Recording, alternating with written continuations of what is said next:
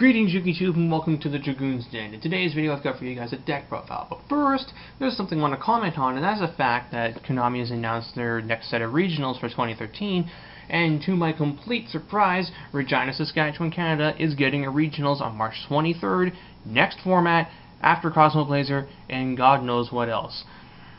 Now, for those of you keeping track, this is only the second time that Saskatchewan has been host to a UK Regionals. The first one was back in September, and that one I got first place at using Dragunities, and you know what? I've got an update to that deck. Wanna see? Well then, let's get started.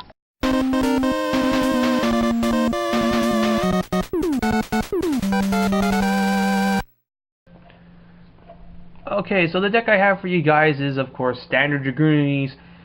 The list should be well known to everyone by now. Almost 30 cards in the deck are predetermined. You have to run at least those cards in your deck in order for it to really be good. And the deck is pretty much geared around taking advantage of a TUM and setting up like a large field off of it. I think I've maybe changed about 4 cards since the regionals. I know I've dropped my Forbidden Lances. I'm currently testing in just a random series of cards: Bottomless Trap Hole, Compulsory Evacuation Device, Dimensional Prison. I moved that out of my main deck so I could fit in Mirror Force to see how that works, so on and so on and so on. So they may come back in. This is definitely not a finalized build. I'll probably change it one more time before the format comes to a close. And then as far as next format goes, we'll see what happens. I'm pretty sure this will be a very strong deck at the start of the format. It kind of reminds me of how Heroes and Glads, they're always really good at the start of the format when people don't know what's really the best thing out there. Then you got a deck like this that has like retarded plays that people just don't really know about. Even now, a lot of people, when they see Dragunity, they'll assume you're just going to go for your one-turn Stardust play. So when you start doing the Mistletons and the Zephyros plays, and you end up with a field of Stardust, a TUM, Red Med, they don't know what happened. And then they start trying to play around that, or they just start doing some odd moves. And then, of course, they're side decking. People will be like, well, Dragunities lose to Banishing, so I'll side in my Crows and my Fishers, and then you flip up Imperial Iron Wall and render those cards dead. Or you can flip up Reliquary, shut down their back row, need to use your back row, Scrap Dragon can pop it. Or even Atlas can pop it. That's one thing that people seem to forget, is Atlas can pop your own cards if you have no targets on your opponent's side of the field. Kind of a double-edged sword with them. So, needless to say though, the deck is very standard. You've seen this list a bunch of times before, and I apologize for that, but there's really not much room for deviation when it comes to this particular build of Dragunities. You got like maybe 7 slots at most for attacking, and that just depends on what kind of trap lineup you're running. So first off, you got your 3 Ducks, and his partner in crime, 3 Phalanx. Not much else to say about them. Everyone knows what these cards do. Some of the Ducks, equip the Phalanx, special the Phalanx, and then go into your 6 and your 8s. Then you got your 2 Legionnaire. He's used to either make a level 5 Synchro, or he's also used to pop monster and probably pop a back row with his partner in crime, Dragunity Atlas.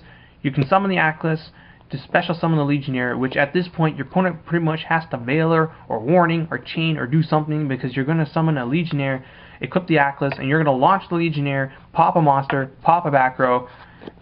And then you can even do something dumb like send off the Legionnaire to special summon one of your 2 copies of Mistleton, who equips a Dragunity card, or rather a Dragunity monster upon being special summoned. So you can equip the Phalanx, special it, make a level 8, or you can send off that other Phalanx to summon another Mistleton, and so on and so on. Mistleton has a lot of really wonky combos that people just don't really expect, because not every Dragunity deck out there plays this card. It's really just this particular build. But yeah, there's so many tricks I've done with this guy. You can just even do something blatant like summon this turn 1 and attack. You're like, okay. You send it, special this, make Stardust. You summon Ducks, they Veiler it. You send it, special this, make Stardust. And yeah, aforementioned combos with Atlas. He just does really fun things. And then rounding it out, you got your 2 copies of Blackwing Zephyros the Elite. 3 is too much. You got Foolish Burial and Gaydurg to put in the graveyard. And then 1 copy of Red Eye Circus Middle Dragon to summon off of a TUM. You can also bounce it back with Zephyros, banish a card, and then do your stuff. Red MD, still the best dragon in the game. Needs to go to 2. And then for the spells, you've of course got your 3 Ravine and 3 Terraforming to get to the Ravine. Ravine is what makes this deck really consistent. You need to get to it in the first couple turns, I admit, otherwise you start with having problems keeping up with your opponent. But when you hit the turn 1 Ravine and the turn 1 Zephyros, it's a wonderful feeling. It really is. Your opponent probably cannot stop it, and when you finish resolving that combo, it's just such a boss field. And then on the next turn, you can just start doing things. Now, I do admit, Ravine has its share of faults. The discard is a cost, so if your opponent MSTs it when you activate its effect, you lose out in a lot of ways. And Thunder King also stops this, but that is the price you pay for having one of the best field spells in the game. I know people are going to say Gates and Spellbook Tower are superior, and you could argue that, but Dragon Ravine has so many good things for it. It can search out monsters, it can dump monsters, and honestly, this needs to get a foil upgrade. I don't know when they'll do it, either as an Astro Pack or as a Gold Series, but I want to see a Super, Ultra, Ulti, Secret, Gold. I don't freaking care. I just want to foil Dragon Ravine. Make it happen, Konami. Then you got your 2 cards of Constance for draw power, 2 MST, Book, Storm, Foolish, Reborn, Bottom Avarice. This deck does not run Dark Hole because it can't. Dark Hole is an awful card in Dragunity at this time. You're always going to have a monster on the field, so Dark Hole is really only useful for when you're losing, and at which that point you probably aren't. Dark Hole's not going to really help you that much anyway, because if a Dragunity deck has had its setup broken and your opponent is starting to push your stuff in, you've probably lost, because they power through your back row, they've gotten rid of your monsters, and yeah, Dark Hole, okay, it'll save you for a turn, but then your opponent's just going to keep doing what they're doing.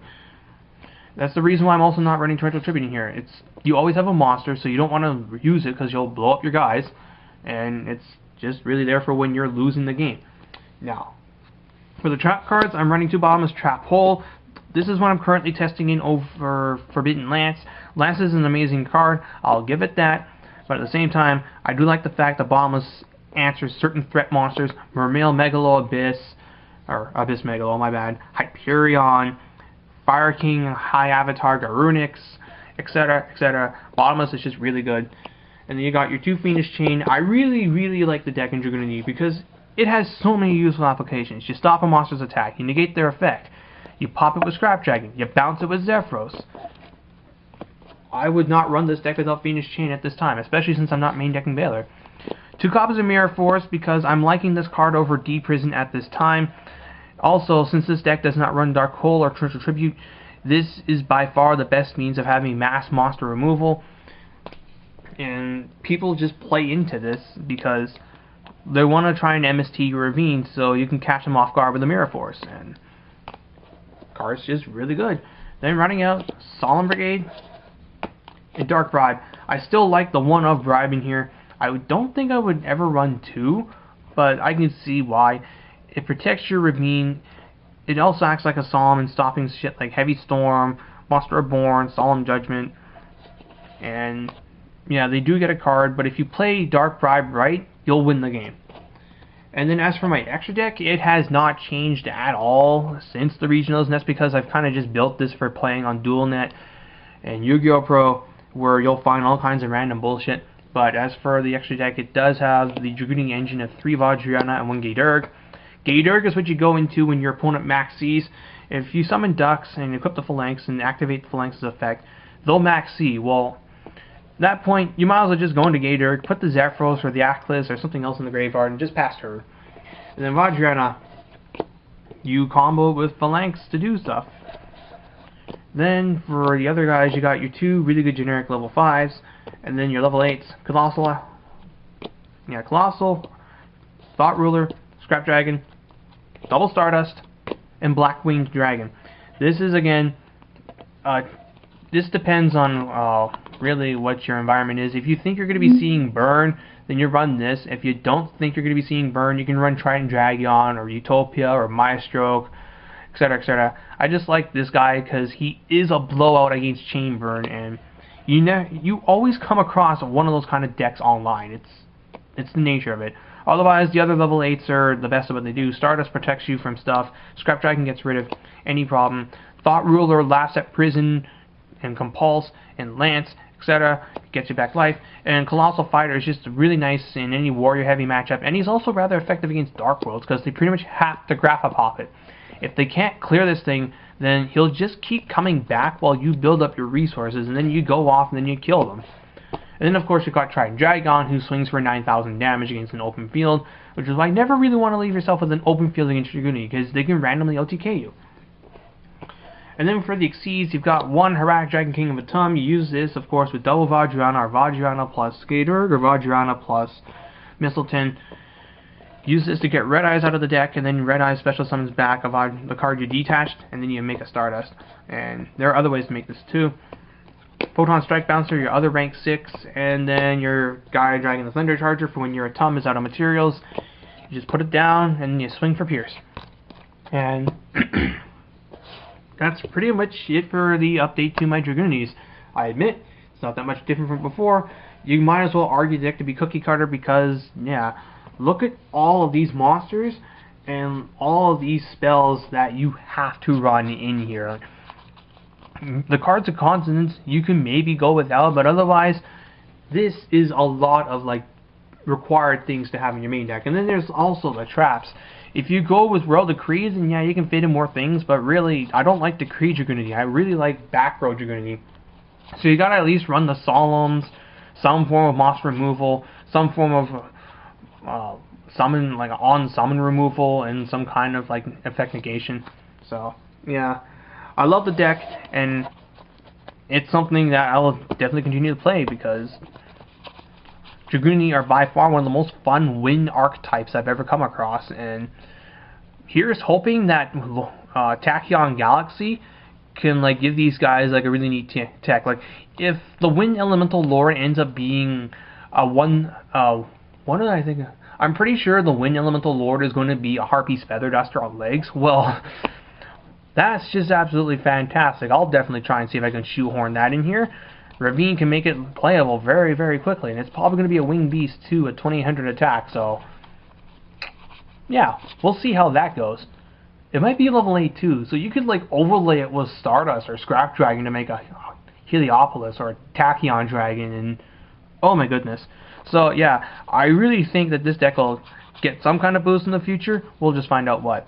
And if for those that are definitely going to ask, what do I think of Lightning Plover in here? I don't like it.